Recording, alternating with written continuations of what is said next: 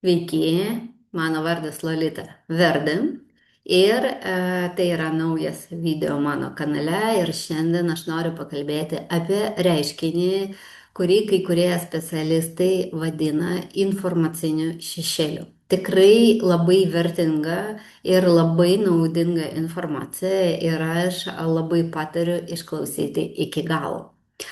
Ir man atrodo, kad daugelis žmonių šiandien pastebi keistą būseną, kai atrodo nėra jokių objektyvių priežasčių išsekimui. Žmogus išsimiegojo, buvo atostogose, jis nedirba trijose darbuose, tačiau jėgų vis tiek nėra. Daug galbūt nerimo, daug susierzinimo arba atvirkščiai apatija. Atrodo, kad nėra jokių norų, nėra energijos, mažėja susidomėjimas gyvenimu ir silpnėja libido. Ir kai pradedame ieškoti priežasties, dažniausiai žiūrime į mitybą, vitaminus, hormonus, amžių, darbo krūvį, miego įpročius ir iš tikrųjų visa tai yra labai ir labai svarbu. Tačiau yra dar vienas veiksnys, apie kurį kalbama gerokai rečiau. Ir tai yra informacijos kiekis, kuris kasdien pereina per mūsų nervų sistemą. Ir mes esame įpratę manyti, kad pagrindinė šiuolaikiško žmogaus problema yra informacijos trūkumas. Tačiau šiandien jau pasirodo problema yra priešinga. Ir mes gyvename dabar pasaulyje, kuriame per kelias minutės galime sužinoti apie karą kitame žemyne arba kitoje šalyje, stichinę nelaimę už tūkstančių kilometrų, ekonominę krizę, lėktuvo katastrofą, epidemiją arba kažkieno asmeninę tragediją. Ir visą tai galim sužinoti iki savo pusryčių, jeigu mes atsibundame ir iškart žiūrime į savo telefoną. Taigi per pastaruosius 100 metų pasikeitė pasaulis ir jūs matote, kad jis ženkliai pasikeitė. Pasikeitė technologijos, pasikeitė informacijos perdavimo būdai ir metodai. Tačiau mūsų nervų sistema nepasikeitė. Mūsų smegenys yra daug senesnis už išmanųjį telefoną, mūsų kūnas yra senesnis už kompiuterį ir internetą ir mūsų protėviai gyvena tiesioginiu suvokimo pasaulyje. Ką tai reiškia, jie reaguodavo į tai, kas vykdavo šalia jų. Jeigu žmogus pamatydavo plėšrūną, jo organizmas sureaguodavo. Jeigu prasidėdavo audra, organizmas sureaguodavo. Jeigu iškildavo reali grėsmė kūnui, įsijungdavo tam tikri suinstaliuoti išgyvenimo mechanizmai. Tačiau labai labai svarbu suprasti, kad didžiąją žmonijos istorijos dalį žmogus reaguodavo tik į tuos įvykius, kurie vyko šalia jo, tiesioginėje aplinkoje, va čia ir dabar. Taigi žmonės nežinodavo apie karą už tūkstančių kilometrų ir kol jie apie jį sužinodavo, jau tas karas dažniausiai baigdavosi. Jie nežinojo apie žemės drebėjimą kitame žemyne. Jie nematė šimtų tragedijų kiekvieną minutę.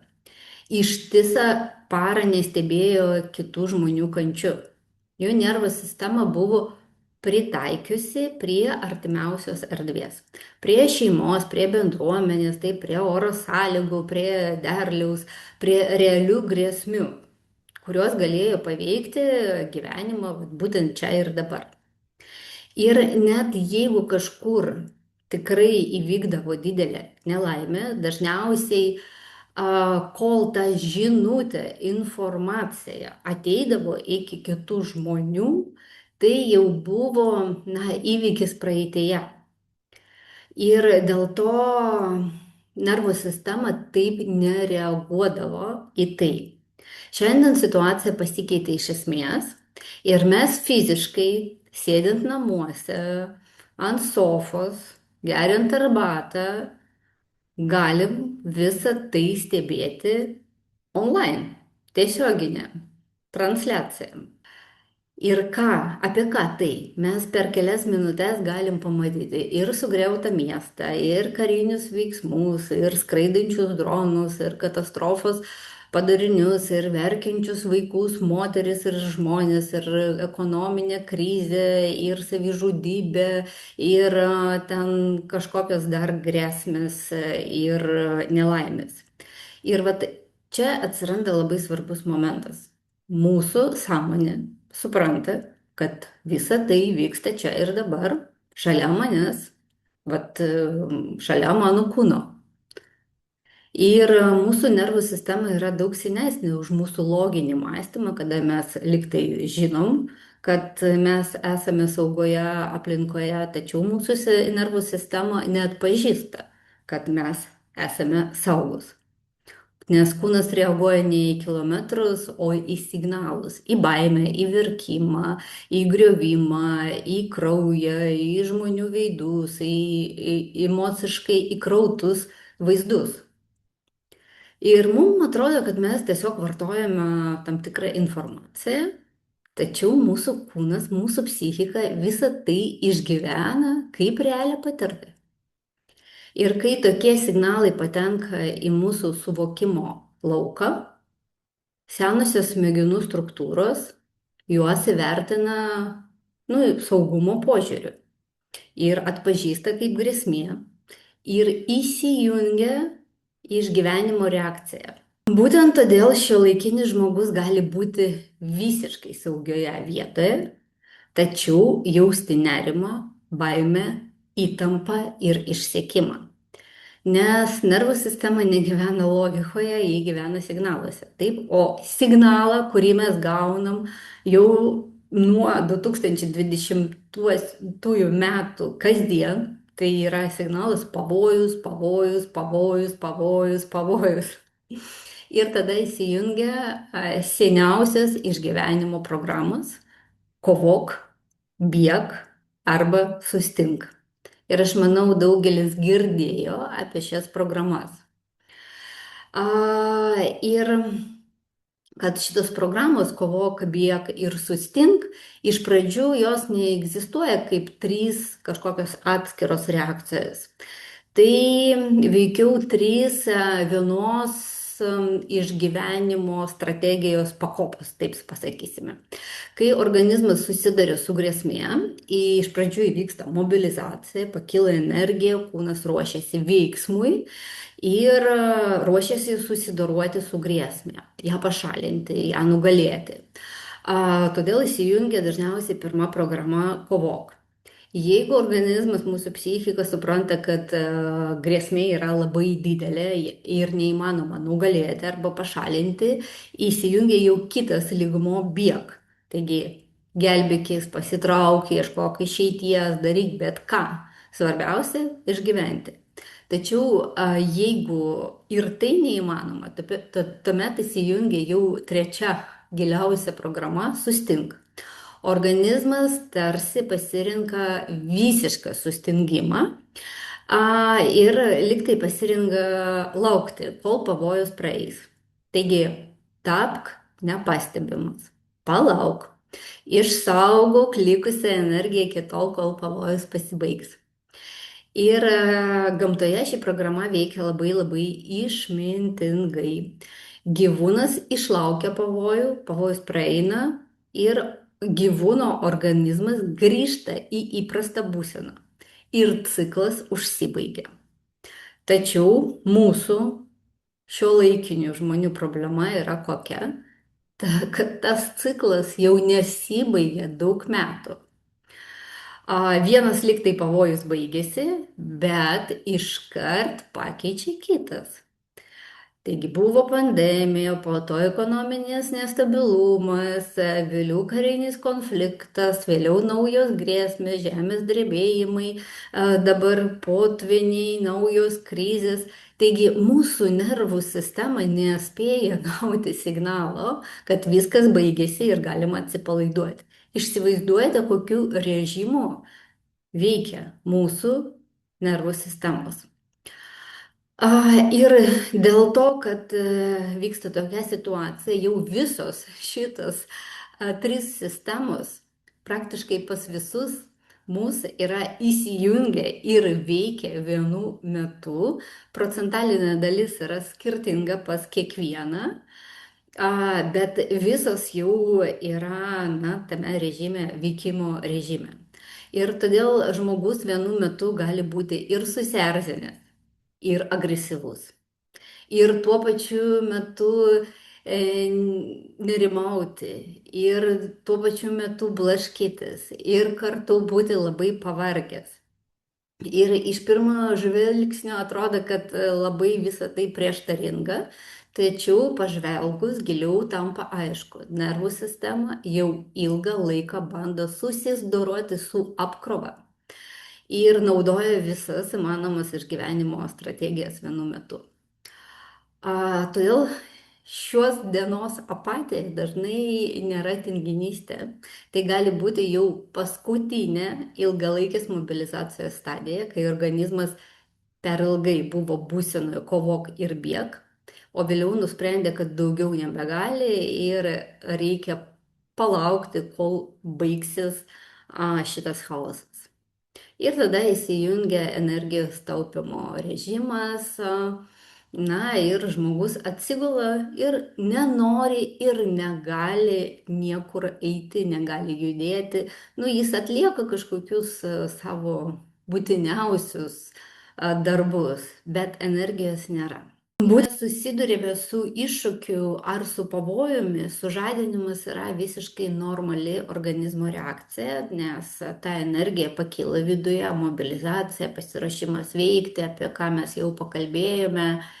Ir širdis pradeda plakti greičiau, ir mes jaučiame energijos antplūdį, ir raumenys įsitempia, ir organizmas lyg tai tampa toksai budresnis. Tai yra normali reakcija.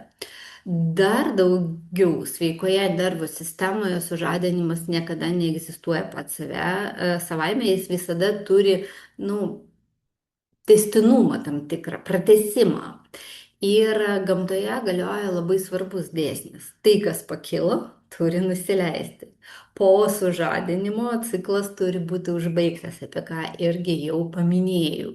Taigi, iš pradžių tam tikras iššūkis, tam tikras pavojus, po to sužadinimas, energijos pakilimas, mobilizacija, tada tam tikras veiksmas.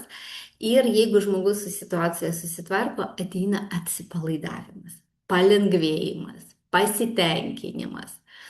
Kartais net malonumo arba tokio vidinio pakilėjimo jausmas, nes pavojus jau praėjo. Taigi tai natūralus nervų sistemos ciklas. Taip veikia sveikas organizmas. Jis nėra sukurtas tam, kad nuolat būtų sužadinimo būsenoje. Po mobilizacijos būtinai turi ateiti atsipalaidavimas, po įtampos, poilsis, po pavojaus saugumo jausmas. Tačiau, kaip ir minėjau, praplėčiau trupučiuką šitą temą, to saugumo jausmo mes jau seniai su jumis neturėjome. Iš informacinės erdvės tokios žinutės mes negaunam. Mes nuolatos matom grėsmę, kūnas sužadinamas, nervų sistema mobilizuojasi, bet toliau nieko neįvyksta. Mes nebėgame, mes nekovojame, mes neužbaigiame ciklo, mes tiesiog toliau slenkame naujienų srautą. Taip, žinot, po minutės kita grėsmė, dar kita grėsmė ir dar viena, ir dar viena. Dėl to sužadinimas kaupiasi, atsipalaidavimas neateina. Tai, kas pakyla, nespėja nusileisti. Ir organizmas vėl ir vėl įjungia išgyvenimo programą, tačiau neturi jokios galimybės natūraliai jos užbaigti. Ir pati sustingimo būsena nėra organizmo klaida, lygiai taip pat kaip ir sužadinimas, ji yra natūraliai išgyvenimo strategijos dalis. Problema atsiranda tuomet, kai žmogus šioje būsenoje užstringa ilgesnį laiką. Kai pavojaus jau neįmanoma nei nugalėti, nei nuo jo pabėgti, psichika pasirinka sustingimą. Ir va tada atsiranda tas bejėgiškumo jausmas, žmogus mato, kad daug kas vyksta aplinkui ir jis negali to paveikti niekaip. Negali sustabdyti karo, negali panaikinti krizės, negali išgelbėti savo šeimos, niekaip negali pakeisti to, kas vyksta pasaulyje. Ir tada organizmas tiesiog pradeda taupyti energiją, išjungia visas antraeilės funkcijas, mažina energijos sąnaudas, augina svorį, taip, ir atsiranda tas bejėgiškumo jausmas, motyvacijos stoka ir tai nėra tinginystė. Labai dažnai mūsų laikais tai yra biologinė išgyvenimo strategija. Tai yra psichikos bandymas išsaugoti likusius resursus ir išlaukti, kada pavojus baigsis. Ir tada žmogus gali likti išsimiegoti, jis gali pailsėti, jis gali sumažinti darbo krūvį, tačiau jokio poveikio. Vis tiek jėgos negrįžta, vis tiek energijos nėra. Ir galbūt jis pamiegoja per išeiginis, nežinau, ten kiek, 20 valandų ir atsibunda ir jaučiasi dar daugiau pavargęs. Ir man atrodo, kad daug žmonių gyvena dabar būtent tokioje būsenoje ir nelabai supranta, kas vyksta. Nes tų krizių pas mus yra daug, tos krizės nesibaigia ir žmonės, kai kreipiasi konsultacijų, jie užduoda būtent tokius ir klausimus. Aš neturiu jėgų, aš nieko nebenoriu, nesuprantu, kas su manim vyksta. Ir vat, žinojimas, kad mes turim tokius mechanizmus, kad tokie mechanizmai yra dabar įjungti, jie gali padėti suvokti, kas su manim vyksta ir nereikia nieko bandyti skubiai taisyti, bet reikia pradėti stebėti save. Nes prieš kažką keičiant, taip, reikia su tuo sutikti. Iš pradžių tai pastebėti, o po to su tuo sutikti ir prisipažinti, kad su manim tai vyksta. Ir galima pradėti stebėti save, kaip mano kūnas reaguoja, kai aš skaitau naujienas, kai aš susiduriu su nerima keliančia informacija. Pradėti stebėti savo kūną, kas vyksta su mano kvėpavimu. Ar jis galbūt tampa paviršutiniškas, ar išlieka ramus. Kas vyksta su pečiais, ar jie atsipalaidavę, ar įsitempę, kas vyksta mano pilve, kur aš jaučiu suspaudimą, kur aš jaučiu vidinį spazmą. Koks noras kyla ginčytis, įrodinėti, kaltinti. Galbūt aktyvuojasi programą kovok ir tada visi aplinkui, man atrodo, priešai. Būtent dėl to yra toksai aukštas neapykantos lygis. Nes kai įsijungia programa kovok, organizmas yra pasiruošęs užmušti kaimyną tam, kad išgelbėti save ir savo šeimą. O galbūt atsiranda nerimas, galbūt atsiranda vidinis blaškymasis, galbūt atsiranda noras kažkur bėgti. Ir tada žmonės kreipiasi, pavyzdžiui, į mane kaip astrologą ir klausia, į kokias šalis man geriau emigruoti. Ar man reikia dabar parduoti savo namą ir išvažiuoti kažkur toli, kur neskraido dronai. Taip, taigi va, ta programa bėg aktyvuojasi. Ir kai kažkas įvyksta, būtent tokių užklausų aš gaunu labai daug. Kai yra kažkokia naujiena, kuri turi poveikį, pavyzdžiui, Lietuvai, taip, aktyvuojasi programa bėg Ir žmonės pradeda rašyti ir būtent tokius horoskopus užsakinėti. Ir kartais aš tiesiog sakau, kad reikia nusiraminti. Nes programa bėg, tai yra noras skubiai kažką daryti, nors aš aiškiai nesuvokiu, ką man reikia daryti, bet aš suprantu, kad kažkur reikia bėgti. Pirkti, ruoštis kažkam, važiuoti į parduotuvę, nupirkti daug greikių, išimti pinigus iš bankomatą ir taip toliau. O galbūt priešingai atsiranda bejėgiškumas, noras nuo visko atsiriboti, nieko nejausti, nieko nespręsti, atsigulti ir net nekvepuoti. Tada aktyvuojasi programos sustinga. Ir labai dažnai kūnas tai pastebi ir reaguoja, nes anksčiau negu sąmonė.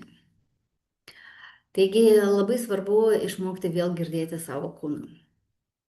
Pradėti jau jausti, kada įsijungia šitos programos. Ir sąmoningai priiminėti sprendimus, kur aš nukreipiu savo dėmesį, kokias žinutes aš praleidžiu, kokias žinutes aš leidžiu savo žiūrėti ir stebėti, kokius signalus jūsų nervų sistema gauna kiekvieną dieną.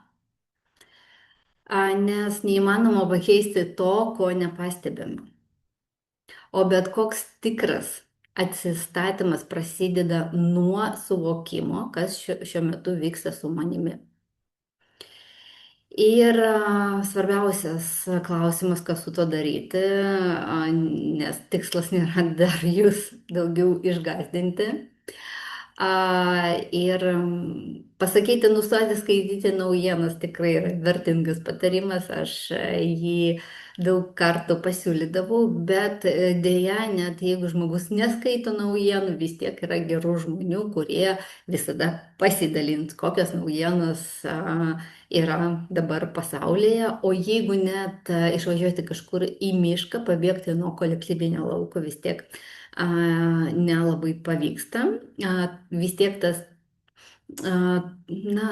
ta energija, kuri yra kolektyvinėme lauke, jinai vis tiek mus pavys, nes mes gyvename bendrame lauke ir bendroje informacinėje erdvėje ir esame labai stipriai susiję vieni su kitais.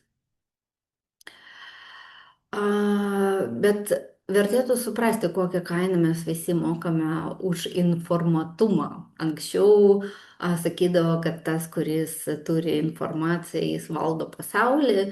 Dabar taip irgi yra. Tas, kas turi informaciją, jis valdo kitų žmonių nervų sistemą.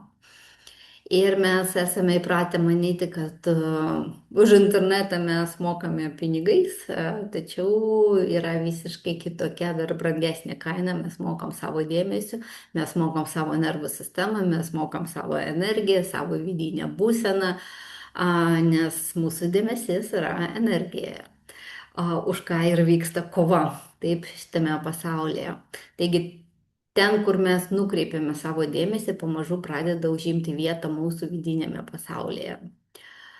Ir jeigu mūsų dėmesys kiekvieną dieną užpildytas konfliktais, grėsmėmis, katastrofomis, baime, tai tampa mūsų realybės dalimi. Toks yra visatos dėsnis. Todėl, kad mes patys tai pasirinkame, mes patys tai kviečiame į savo gyvenimą. Taigi, neįmanoma nuolat gyventi išgyvenimo režime ir tuo pačiu metu atskleisti savo aukštesnį potencialą. Deja, jeigu mes gyvename išgyvenimo režime, mes tenai ir liekame. Visa mūsų energija nukreipiama tam, kad išgyventi. Taigi, kai visa energija skiriama nerimui, gynybai, bandymui susidoroti su grėsmėmis, kaimynais, vis mažiau lieka energijos kūrybai, meiliai, artumui, augimui, draugystei, ryšiui su savo siela. Taigi galbūt atėjo laikas apsiriboti nuo informacijos ir nebūti informuotam. Jau dabar tai turi tapti, ne tai, kad mada, o dėmesys savo. Nes kitaip vargu ar pavyks išsaugoti žmogiškumą, gebėjimą jausti, jautrumą, a, pastebėti grožį, džiaugtis gyvenimu ir apskritai išlikti gyvam tarp vat, tų informacinių srautų. Ir galima pradėti nuo labai paprastos praktikos, nekovoti su savimi, priversti save nusiraminti, nedrausti savo, jausti emocijų, tiesiog stebėti, kas su manim vyksta, kas vyksta su mano kvėpavimu, kas vyksta su mano kūnu.